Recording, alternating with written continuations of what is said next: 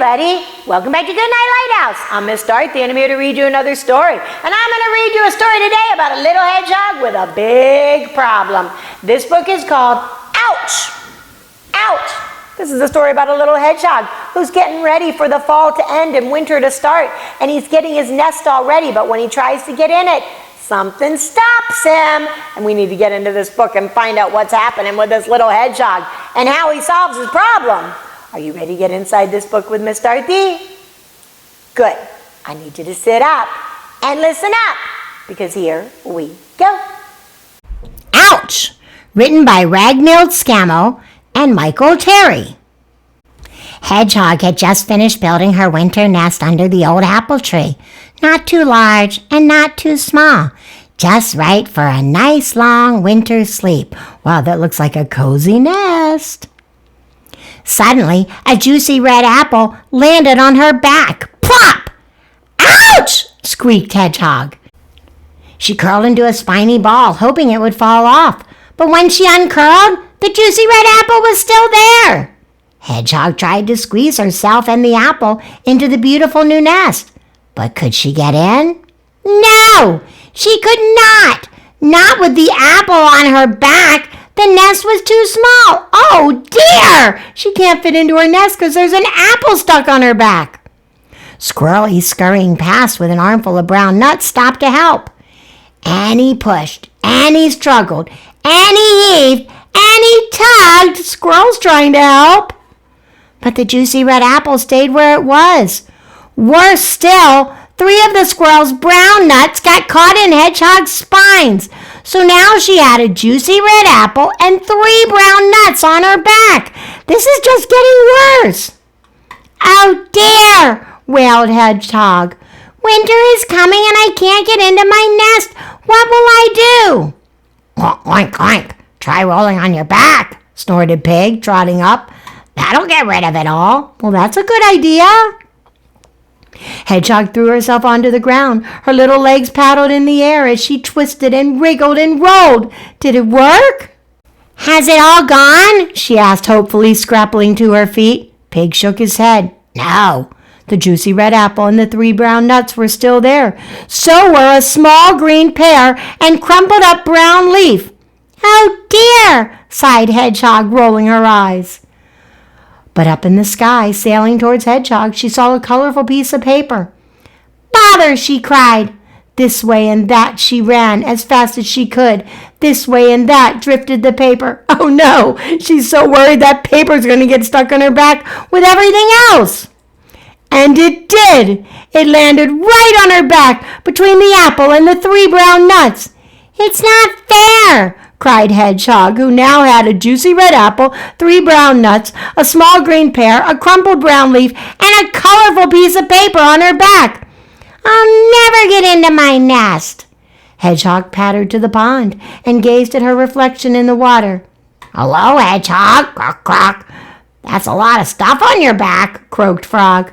I'm trying to get rid of it, sniffed Hedgehog. Dive, croak, croak, said Frog. That will wash it off. That's a good idea.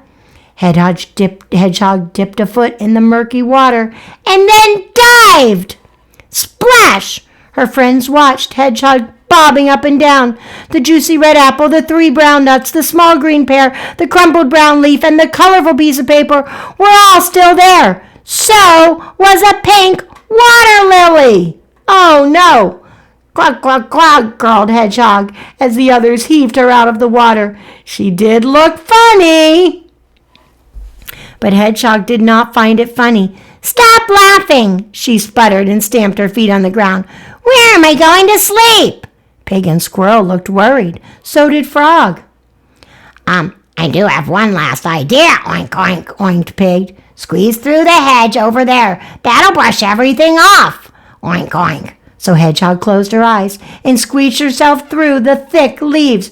But did it get everything off her back? Did it? Did it work? No, it did not. It was all still there. So were 4 ripe blackberries. And there, staring at her with a look of great surprise, stood Goat. "Whoa, bah!" cried Goat. "You brought lunch." "Oh, "Help yourself," said Hedgehog. "Take it all." Goat thinks that Hedgehog's bringing all that to him for lunch. "Yippee!" brayed Goat. Then he picked off and ate the juicy red apple, the 3 brown nuts, the small green pear, the pink water lily, and the 4 ripe blackberries. For pudding, he ate the paper. The only thing left was the crumpled brown leaf. He just couldn't eat any more. "Hooray!" cried Hedgehog. She felt as light as a feather. "Thank you, Goat," she said. Then she ran off as fast as her little legs could carry her, through the gate, past the pond, across the orchard, under the tree, and home to her nest. Hedgehog squeezed into her little nest. It fitted her perfectly, and it was the best nest ever. Outside, a cool wind blew. Another apple off the tree. But it didn't fall on Hedgehog.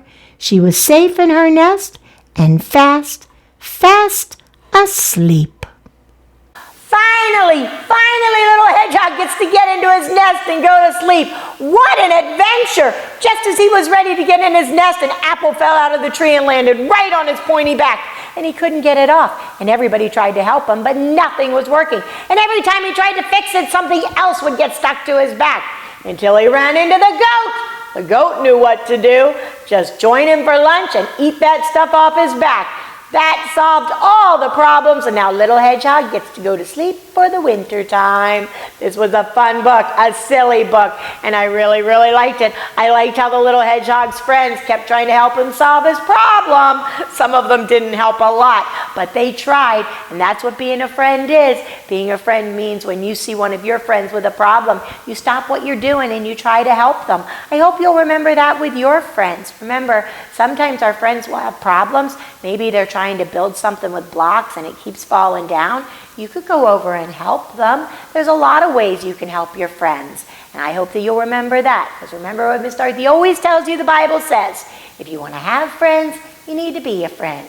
And one of the best ways to be a friend is to be helpful. I hope you'll think about that tomorrow. And you can be helpful to Mom and Dad by doing something very special all day long. Obey. And obey right away. And then come back and see Miss Dorothy, because I'm going to be sitting right here, ready to read another book to you. Bye! Thanks for reading with Miss Dorothy. I hope you enjoyed this book, and I hope you'll come back soon to read another. What's your favorite book? Drop Miss Dorothy a note and let me know. I'll go find it, and I'll read it to you. Be sure to subscribe, like, and share. I'll see you soon.